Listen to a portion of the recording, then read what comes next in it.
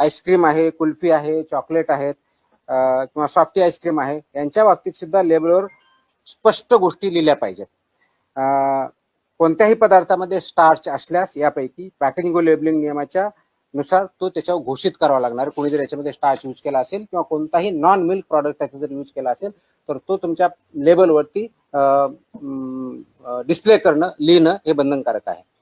प्रत्येक पॅकेजवर बॅच क्रमांक असेल, कोड किंवा लॉट क्रमांक बंधनकारक आहे.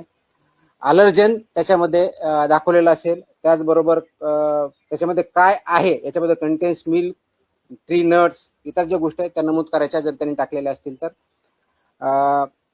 नाशवंत उत्पादनासाठी कीप इन रेफ्रिजरेटेड लिहायचं आहे, ते त्यांनी बंधनकारक लिहिलं पाहिजे.